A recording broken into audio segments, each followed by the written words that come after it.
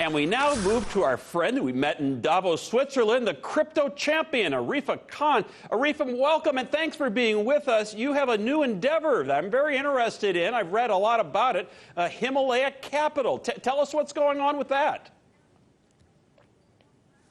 Thank you so much, Bart, for having me here in London. It's been a few months since we last met. We have made a lot of progress on Himalaya Capital Exchange. First of all, it's one of the revolutionary innovations to come about in the space of smart contracts and blockchain technology. And the interesting thing about it is it's going after one of the biggest industries, that is the capital markets and the securities industry, which is $86 trillion in size.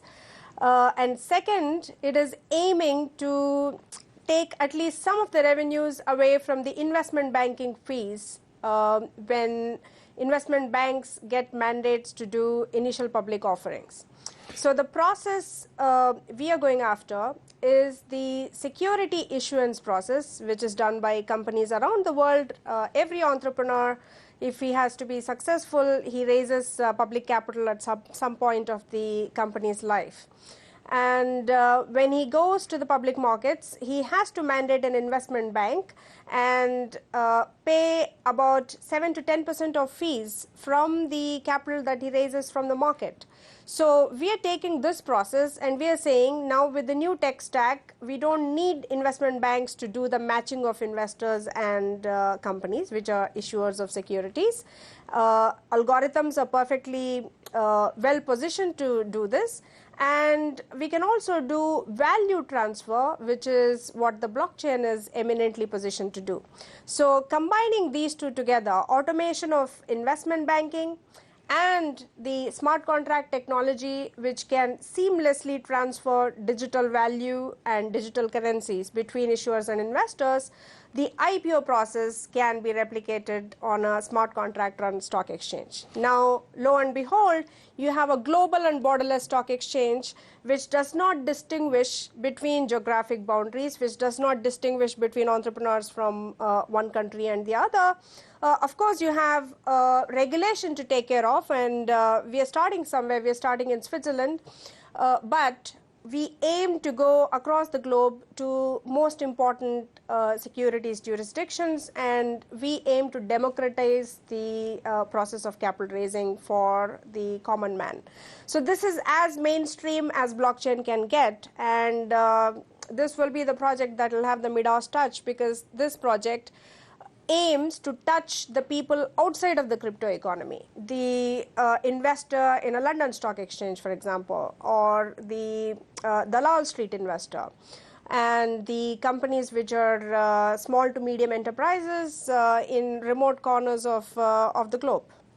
And Arifa, so have you already started this in Switzerland, and then you're going to expand, or are you not yet actually doing it? Are you doing a raise first? Where are you in the development of Himalaya? Yes, so we are preparing for an initial raise, and we do it through an ICO ourselves. And once the ICO is done, our platform will be ready to launch by late this year, so that when we meet in Davos early next year, I'll have something to show you. And the delay is only in the matter of having a securities compliant framework, because the technology side, it's as simple as any of the 1,000 ICOs that were done last year. You just replicate that smart contract for the issuance of initial security token, and companies will be able to issue security tokens very easily.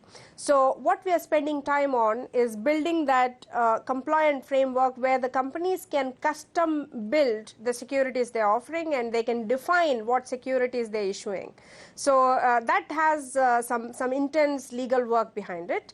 And once this platform is ready, our vision is, of course, multi-pronged. We also aim to do a decentralized exchange for providing liquidity of these security tokens, so that the holders and the buyers of these security tokens can go and be able to sell it to other investors, just like it happens in the traditional stock exchanges with Apple shares, Google shares, and Facebook shares, for example. Right. And then in the ultimate phase, we also have a marketplace where we plan to have investors on one side and issuers on the other side. And hopefully, if all goes well, then we would aim to have an Amazon or an eBay kind of marketplace where people are transacting in securities, and it's a multi-pronged marketplace where there are also developers developing apps, third-party apps, which will further compound, which will further enrich this ecosystem. And there will also be the traditional value providers, for example, the due diligence providers or the investment banks who are currently doing the due diligence and currently doing some advisory. There will be space for even individuals or less ranked people without the reputational guarantees of investment banks to also come, because it's a free and open marketplace. And these will be ranked by the economy, token economy. These will be ranked and regulated and curated by the community itself. So this is something very exciting and promising. Decentralized marketplace governance is something we are yet to see. So I believe this is the next inflection point where we are moving from the platform economies that have revolutionized the last decade or so to market networks. Market networks have a lot of traditional VCs. The famous Silicon VC is very excited. So I think we are on the cusp of this market networks impact.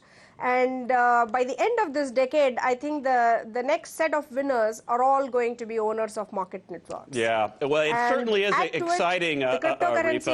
We're going to have to cut it there, but we love having you, and we hope you'll come back soon. We wish you the best of luck. We want to keep up on Himalaya. That's Arifa Khan, the crypto champion. Thank you, as always, for your time, Arifa. Thank you so much.